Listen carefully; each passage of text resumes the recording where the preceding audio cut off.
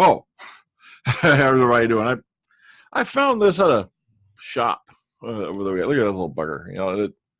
That is so cool. I'm not sure what they call the little thing, but it's a little police box, and it's a kind of like a flute. I only paid $10 for it. I thought that was pretty cool. I couldn't pass that up. Hello, folks. Once again, Dr. Freedom here with you. Time some Doctor News from in and around the universe that may or may not astound you, but confound you and make you just go, lost and found you.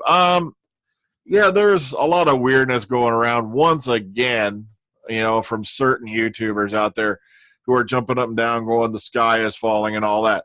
One of my favorite ones is somebody actually posted one from the whatever one of them guys was, and he's ranting on and on about an article that stated, I think I showed it to you, the Series 12 is going to be more like the RTD era one. And I explained over and over again, this is an opinion piece, yet this guy is ranting on and on about it for God knows how long, like it was fact and printed, and calling it a desperation maneuver.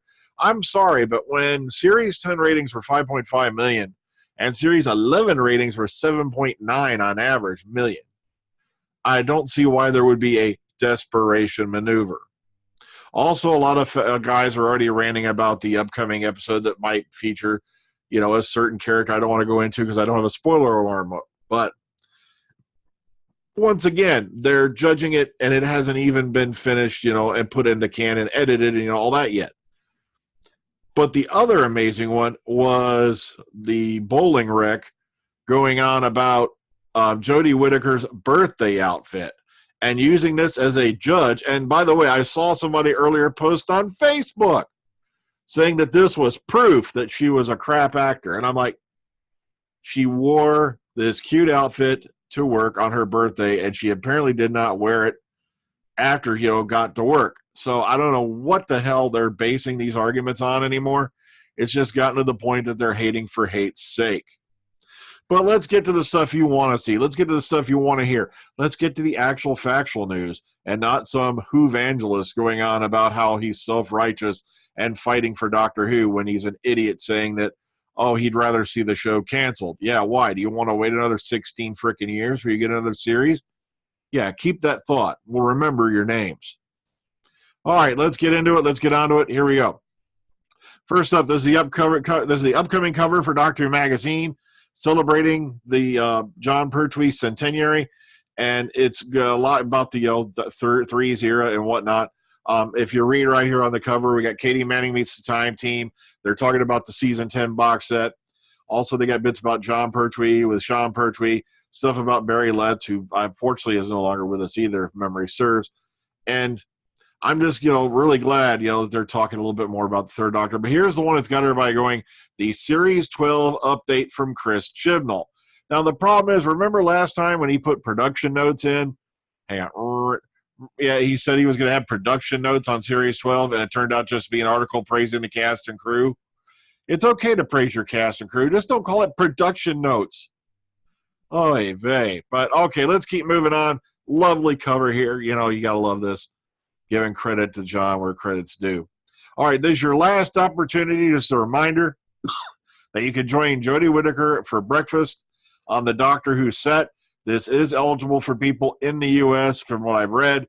Matter of fact, this is the one for the U.S., and they will include travel, and they put you up in a 4-star hotel. 1-star people in a 4-star hotel. Sorry, that song's stuck in my head now. But I think this is incredible. The problem is, I'm not going to bother to enter myself because I'll never get the days off from work. But you never know. You got 3 days. If I remember right, deadline on this, well, 2 days by the time you see this. Deadline is June 27th at midnight. So if you're going to enter, go there now. All right, 13th Doctor. The book will be released in December ahead of Series 12 of 2020. And, it says here, to celebrate the return of Doctor Who in early 2020, BBC Books will publish a unique collection of name-dropping historical adventures inspired by Jodie Whittaker's first series as the Doctor.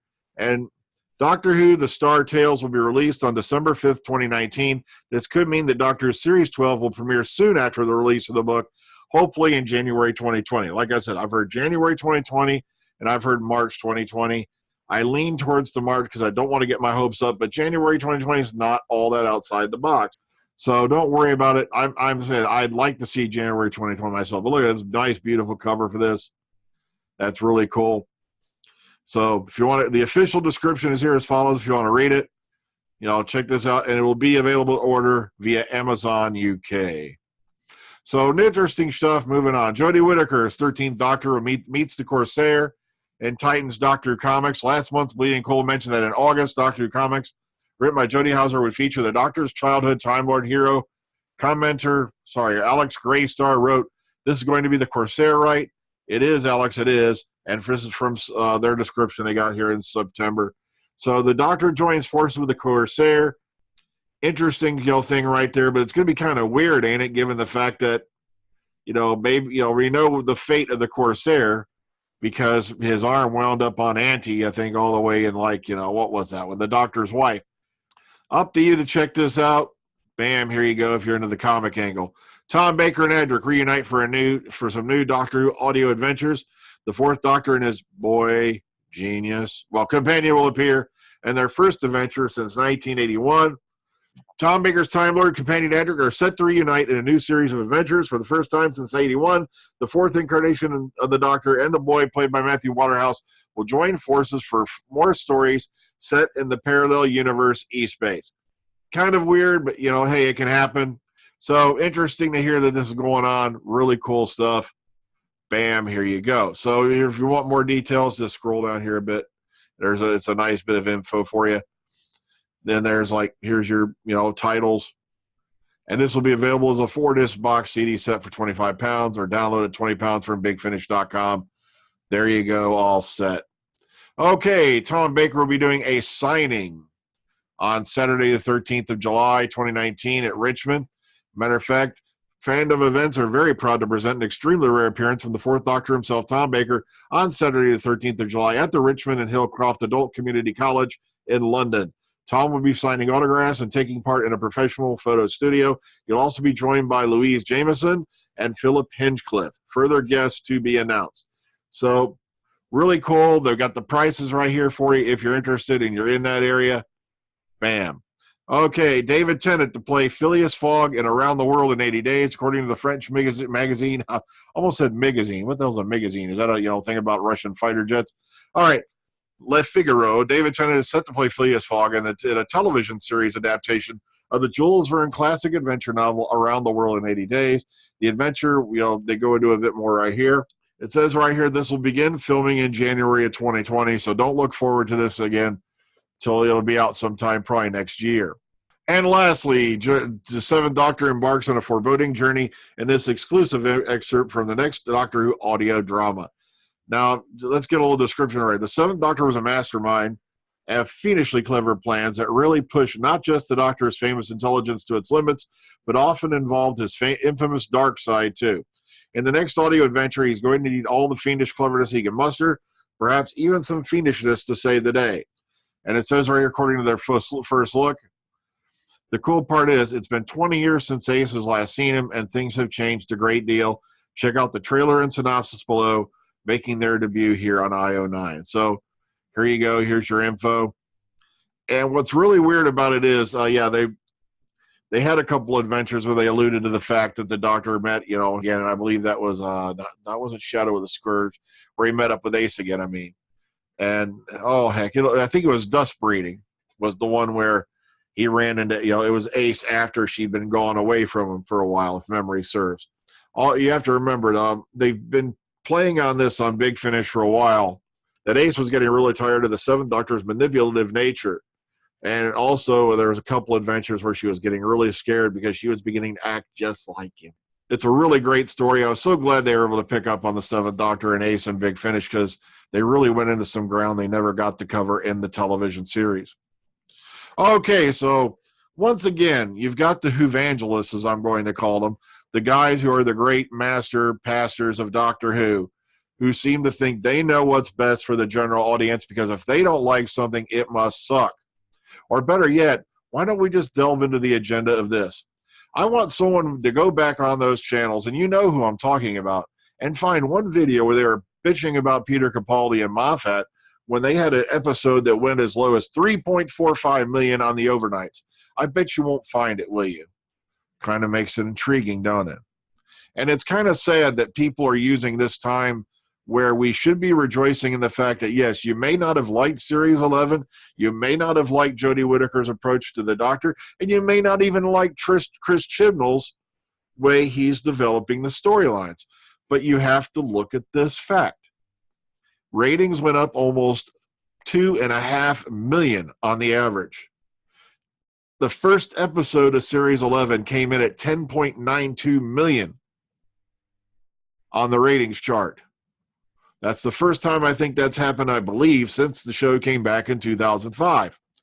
As much as I hate to say it, I love Peter Capaldi to death. Moffat had some really great moments, despite there's some things he did that I didn't like, but the show was on its way out. If you look at the average ratings from series on, from when Moffat took over, and I'm not saying it's exclusively his fault.